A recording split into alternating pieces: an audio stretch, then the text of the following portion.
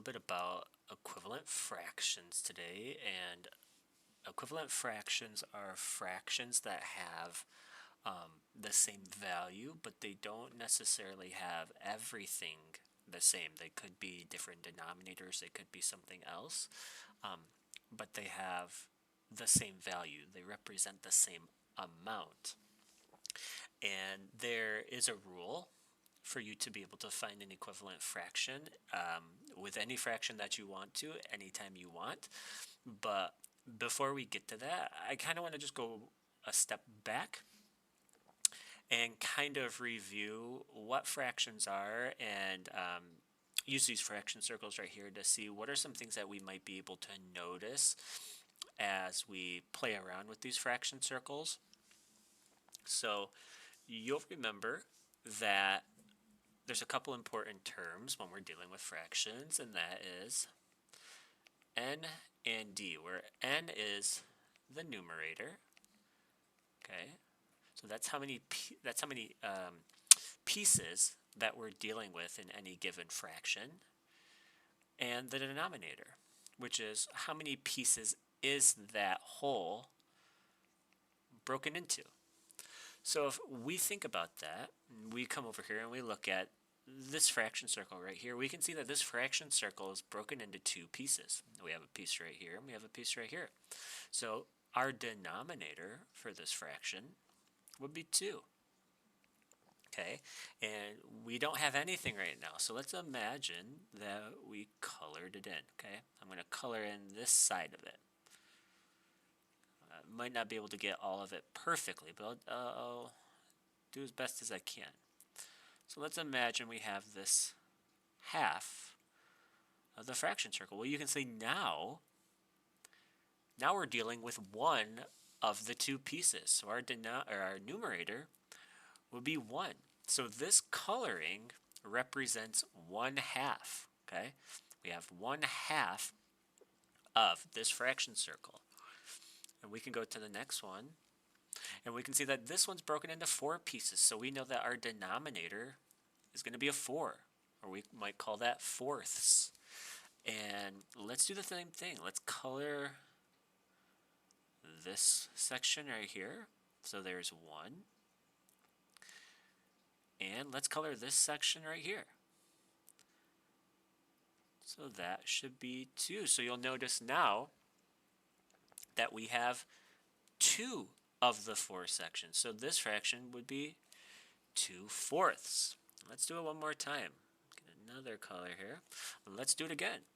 Well, we can count this one. We can see we have 1, 2, 3, 4, 5, 6, 7, 8. We have 8 pieces. So we know our denominator is going to be 8. And let's color the same amount. So I'll color this section. So that's 1. I'll color this section, that's 2, that's 3, and that's 4. So now we know that we're dealing with 4 sections, or 4 pieces of the 8. So our numerator is going to be 4. And you can even do that down here. You'll see we've been coloring kind of half of all these ones, but you'll see we can do it down here with a different section. So let's do this. So this is broken into thirds. There's 1, 2, and 3. So we know our denominator will be 3, and let's color one section. Okay, let's color that section. So we have 1/3 of that fraction circle, and let's do this last one right here. Let's do the same thing. This one is divided into 1, 2, 3, 4, 5, 6. So let's color 6, or let's write 6 as our denominator, and let's color the same amount as the other one. So there's 1 right there, and there's 2 right here. 2. So we have 1/2, 2/4, 4/8, 1/3, and 2/6. Now, something should be standing out to you as you look at these. You should say, like, well, look at this. We have all of these different fractions, but when we colored them in, so when we're talking about these ones on top, when we colored them in, I notice that the same amount is colored for all of them.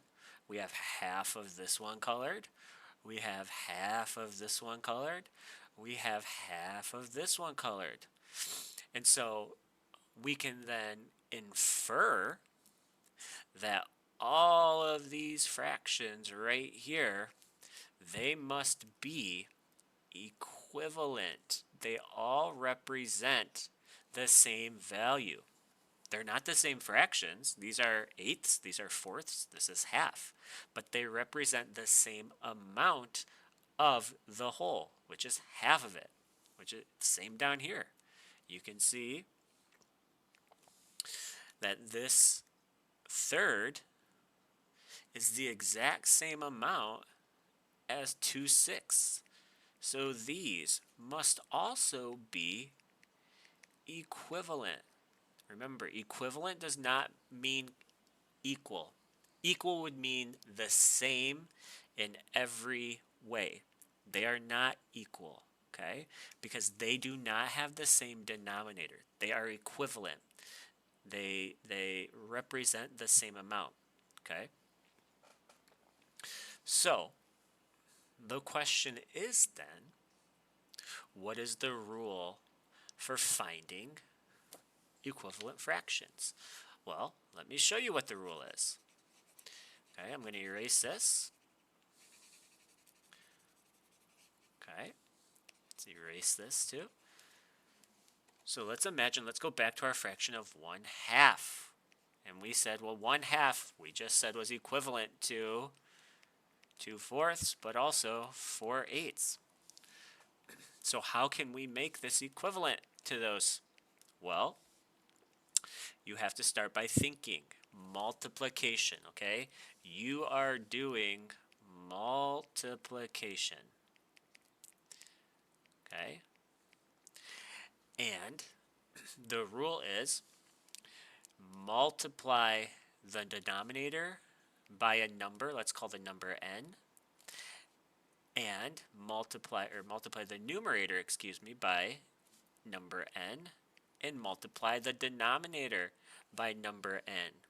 And so long as n is the same number, you will get an equivalent fraction. So let's do 2, okay?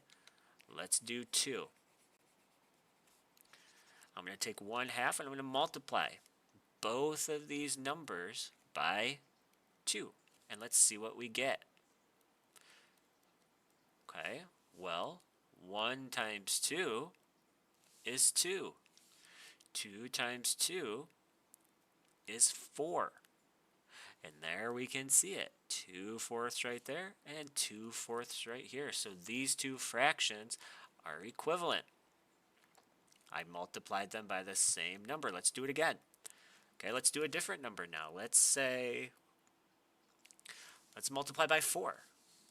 You could do any. You could do 3, 5, 6, 7. But let's do 4.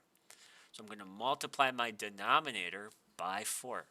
Whatever I do to the denominator, I have to do the exact same thing to the numerator. So I'm going to also multiply that by 4. 1 times 4 is 4. 2 times 4 is 8. So 1/2 is equivalent to 4/8. Well, here is our 4/8. Okay? We can do a different number. Let's do one we haven't talked about yet. Okay? Let's do, I don't know, let's multiply by 6. Sure, why not? 2 times 6, denominator multiplied by 6, and the numerator multiplied by 6. 1 times 6 is 6. 2 times 6 is 12. 1/2 is equivalent to 6/12. They represent the same value. And let me show you why now that this is really handy.